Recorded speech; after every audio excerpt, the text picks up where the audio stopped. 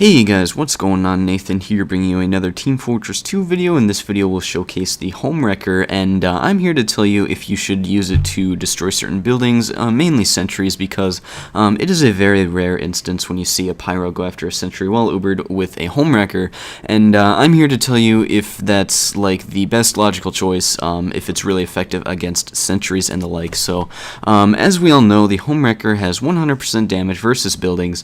The damage removes sappers, and then there is a minus 25% damage versus players.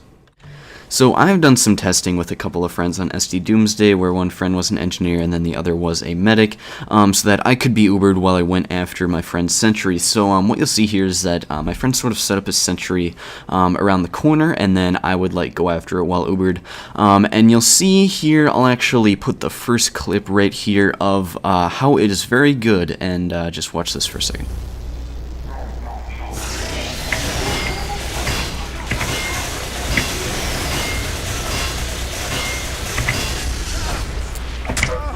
Whoa. That is surprising. So what you saw there was that I was able to destroy the sentry in about 6 seconds, and but keep in mind though that was the best case scenario. I was sort of purposely trapping myself in a corner so that I wouldn't get blown away by the sentry, and this was actually surprising. I was very surprised that I was able to effectively destroy the sentry. I'm not sure if my flamethrower would have done as good of a job, but I'll show you a more realistic scenario coming up here, so watch this. I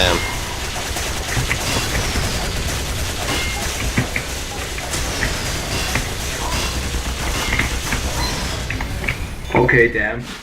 Let's try it again.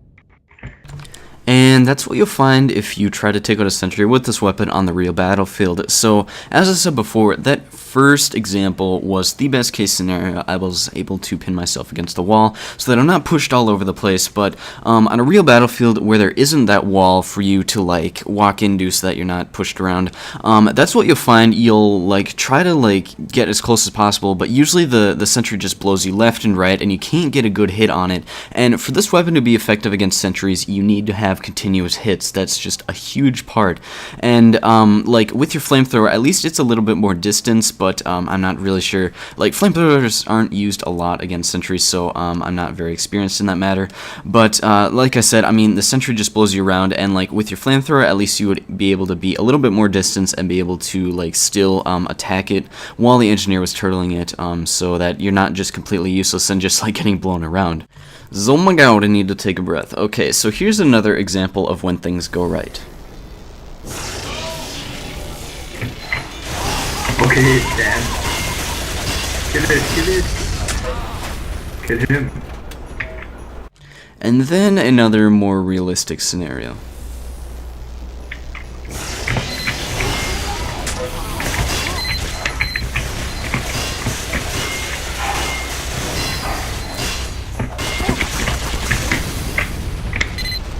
So as you saw there, I just had massive trouble trying to keep my side-to-side movement in check and just approach the sentry in general.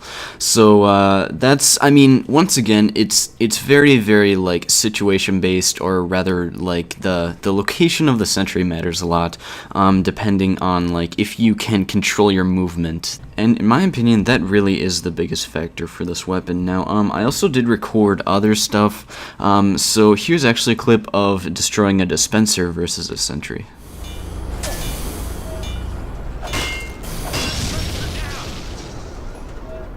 So even with an engineer turtling a dispenser, it only took 2 hits for level 3, and then for a level 1. A completely built level 1 takes 2 hits as well, and then a building, actually anything that's building, I think besides a level 3 sentry, takes pretty much 1 hit to destroy. So while we're talking about lower than 3 level type of dealio thingies, here's actually what it takes to take out a level 2 sentry with this weapon.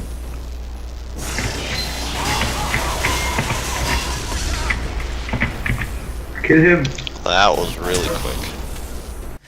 So I tend to agree with my friend Josh there when he said that was really quick, because it only takes 3 hits to take out a level 2 sentry versus a level 3 sentry, which is 8 hits, and that's of course while the engineer's turtling the sentry, and I'm not sure like what the numbers are when the engineers aren't turtling it, and wow, I just randomly talked really fast. That was pretty cool. Short attention spans will be short. Here is a clip of me destroying a level 1 sentry. Oh. So that was the last clip kind of thrown in there, but summary on this weapon, I wouldn't really go after a sentry unless you had a medic with you, because pyros just get killed too quick, and it's not really worth it to destroy the sentry anyway, especially like a level 1, but if you're Ubered, I don't know, you can maybe try it out sometimes in games if you have like a friend that will just pocket you the whole time. But here, since the other big part of the Maul or slash Homewrecker, the Maul is just a reskin for the Homewrecker, by the way. I figured you guys would know that, but just throwing that out anyway. But the other big part of it is destroying sappers, and it just so turns out that I did record sometimes that it takes for a spy to completely destroy a teleporter, even with me with the Maul turtling it.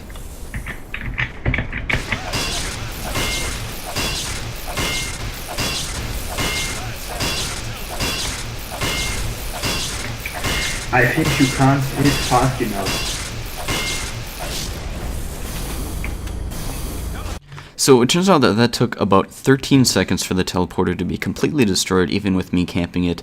And the main reason that I show a teleporter that's being sapped is that usually I've had many times where I would basically walk out of spawn as pyro, see that the teleporter is being sapped, and then I would go change classes, go put on, you know, my spy checker class, and then like I would start camping it so that the spy could not destroy the teleporter. But usually you're not gonna see like sentries being sapped, and you're not gonna like camp them, because usually if a sentry is sapped there are other teammates around, and then usually they'll like see the sapper and then kill the spy, so you don't really have a need to camp a sentry.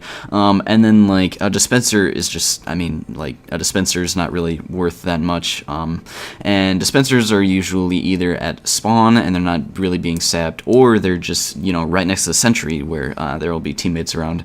So there's no real reason to camp a sentry or a dispenser, so teleporters probably the most likely of the trio. So that was the video, guys, the breakdown of the Homewrecker slash Maul.